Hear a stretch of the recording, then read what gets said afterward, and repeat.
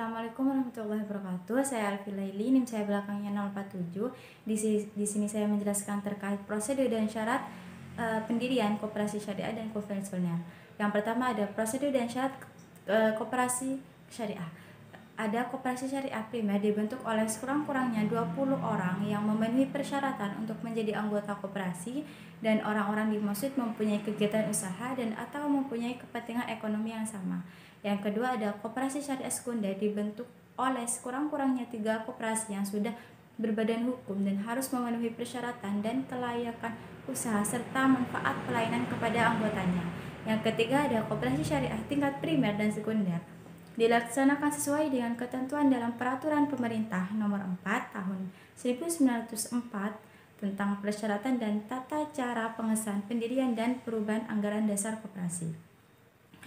Yang selanjutnya ada pengajuan permohonan pengesahan akte pendirian koperasi syariah yang wajib dilampirkan. Yang pertama ada keterangan pokok administrasi dan pembukuan yang didesain sesuai karakteristik lembaga keuangan syariah, yang meliputi 1 belangko permohonan menjadi anggota, yang kedua ada belangko permohonan pengunduran diri sebagai anggota, yang ketiga buku daftar anggota, yang keempat ada buku daftar simpanan pokok dan simpanan wajib anggota, yang kelima ada belangko tabungan dan atau simpanan berjangka, yang keenam ada belangko administrasi pembiayaan atau tagihan atau piutang yang diberikan, yang ketujuh ada belangko administrasi utang yang diterima, yang ke-8 ada belangko administrasi modal sendiri, yang ke-9 ada formulir akad pembiayaan dan piutang jual beli, dan ada pun daftar sarana kerja yang memuat catatan daftar.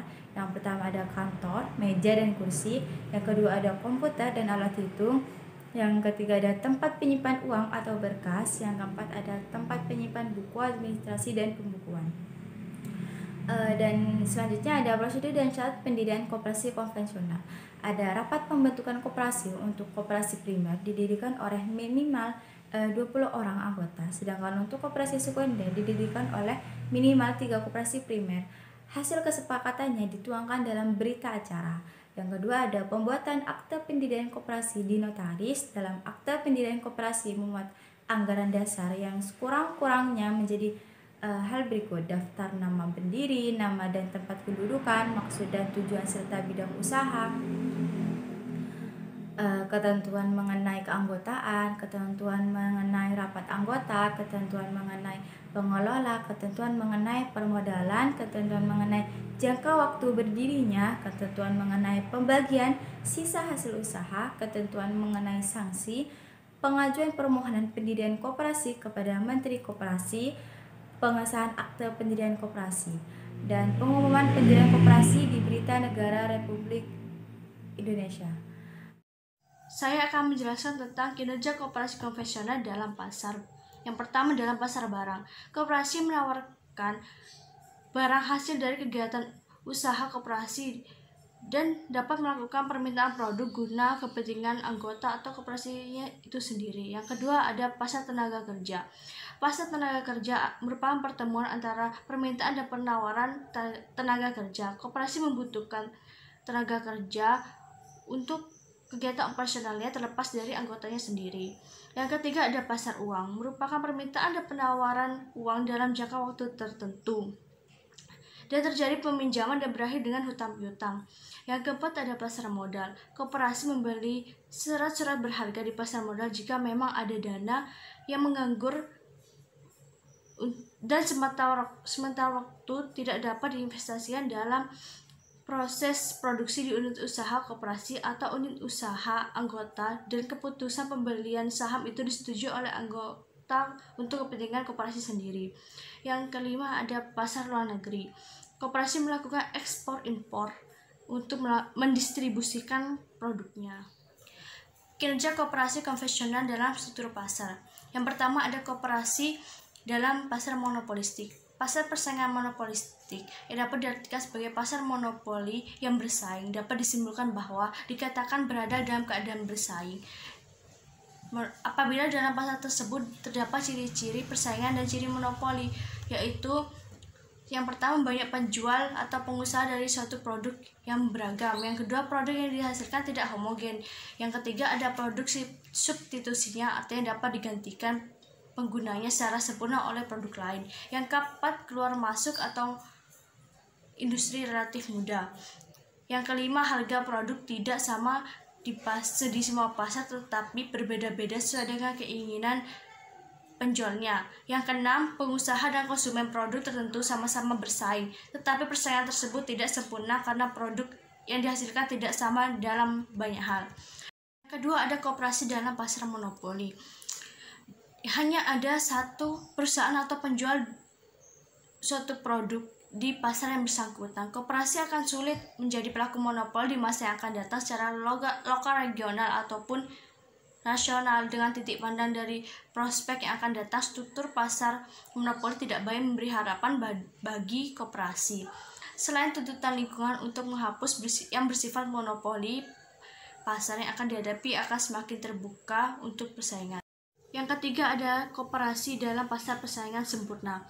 Sebuah jenis pasar dengan jumlah penjual dan pembelinya sangat banyak dan produk yang dijual bersifat homogen. Harga terbentuk melalui mekanisme pasar dan hasil interaksi antara penawaran dan permintaan, sehingga penjual dan pembeli di pasar ini tidak dapat mempengaruhi harga dan hanya berperan sebagai penerima harga atau price taker. Persaingan harga tidak cocok oleh para pelaku bisnis termasuk koperasi di pasar persaingan sempurna. Untuk mendapatkan keuntungan yang lebih besar, maka koperasi harus mampu bersaing dalam hal biaya. Menurut konsep koperasi, biaya produksi akan dapat diminimumkan berdasarkan skala ekonomi baik sebagai koperasi produsen maupun konsumen. Yang keempat, ada koperasi dalam pasar oligopoli.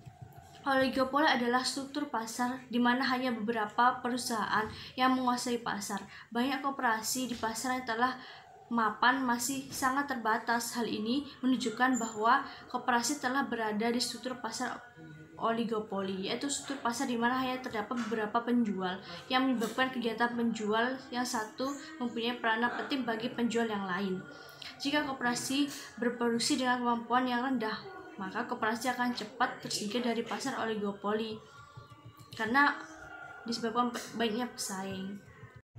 Assalamualaikum warahmatullahi wabarakatuh. Di sini saya akan menjelaskan tentang koperasi syariah dalam pasar. Koperasi syariah merupakan lembaga keuangan mikro yang menghimpun dana dari anggota dan menyalurkan kepada anggota untuk mensejahterakan taraf hidup para anggota koperasi maupun masyarakat sekitar. Karakteristik pada koperasi syariah yaitu yang pertama, mengakui hak milik anggota terhadap modal usaha. Yang kedua, tidak melakukan transaksi dengan menetapkan bunga atau riba. Yang ketiga, berfungsi institusi jiswab. Yang keempat, mengakui mekanisme pasar yang ada. Yang kelima, mengakui motif mencari keuntungan. Yang keenam, mengakui kebebasan berusaha. Yang terakhir, mengakui adanya hak bersama. Kinerja keuangan koperasi syariah berdasarkan Peraturan Menteri Koperasi dan Usaha Kecil dan Menengah Nomor 35.3 per MKUKM X 2007, selain penilaian kesehatan koperasi, mencakup permodalan, kualitas aktiva produktif, manajemen efisien, likuiditas, kemandirian, dan pertumbuhan, dan jati diri koperasi. Untuk koperasi syariah, ada penilaian terhadap kepatuhan pada prinsip syariah. Saya Zulkiflullah akan menyampaikan materi yang terakhir, yaitu tentang keanggotaan koperasi konvensional dan syariah. Untuk keanggotaan koperasi konvensional, pada Undang-Undang Nomor 25 Tahun 1992 tentang Perkoperasian, Pasal 19 disebutkan bahwa keanggotaan itu adalah: 1. Keanggotaan koperasi didasarkan pada kesamaan kepentingan ekonomi dalam lingkup usaha koperasi. 2. Keanggotaan koperasi dapat diperoleh atau diakhiri setelah syarat sebagaimana diatur dalam anggaran dasar dipenuhi. Yang ketiga, keanggotaan koperasi tidak dapat dipindah tangankan. 4. Setiap anggota mempunyai kewajiban dan hak yang sama terhadap koperasi sebagaimana dalam anggaran dasar. Pada koperasi konvensional, di dalam mengatur anggotanya menerapkan asas kekeluargaan sesuai kewajiban koperasi. Yang berarti adalah setiap anggota saling membantu dan menghargai. Disebutkan Undang-Undang Nomor 25 Tahun 1992 tentang perkoperasian, keanggotaan pada koperasi bersifat sukarela dan terbuka. Pada pasal 17 dijelaskan bahwa anggota koperasi adalah pemilik dan sekaligus pengguna jasa koperasi. Pernyataan tersebut berarti telah disebutkan bahwa sukarela berarti tanpa paksaan dan dari segi manapun. Dan terbuka berarti mau menerima anggota sesuai persyaratan yang diajukan tanpa adanya diskriminasi. Untuk keanggotaan koperasi syariah, hanya saja dalam koperasi syariah yang membedakan adalah pada kegiatannya ataupun prinsipnya menggunakan nilai-nilai syariah Islam. Prinsip Islam yang dimaksudkan adalah satu, kekayaan adalah amanah Allah Subhanahu wa taala yang tidak dapat dimiliki oleh siapapun secara mutlak. Dua, manusia diberi kebebasan bermuamalah selama bersama dengan ketentuan syariah. Yang ketiga, manusia merupakan khalifah Allah dan pemakmur di muka bumi. Yang keempat, menjunjung tinggi keadilan serta menolak setiap bentuk ribawi dan pemusatan sumber dana ekonomi pada segelintir orang atau sekelompok orang saja. Pada koperasi syariah tidak ada sistem hasil usaha atau sistem bunga, melainkan menerapkan sistem bagi hasil. Pada koperasi syariah, pada anggota dituntut harus selalu konsisten, jujur, amanah dalam menerapkan prinsip-prinsip Islam dalam koperasi syariah. Koperasi syariah didirikan untuk meningkatkan kesejahteraan bersama antara anggota koperasi pada khususnya dan masyarakat pada umumnya, serta turut membangun tatanan perekonomian yang berbasis kerakyatan dan berkeadilan serta sesuai dengan prinsip-prinsip Islam. Sekian dari saya. Wassalamualaikum warahmatullahi wabarakatuh.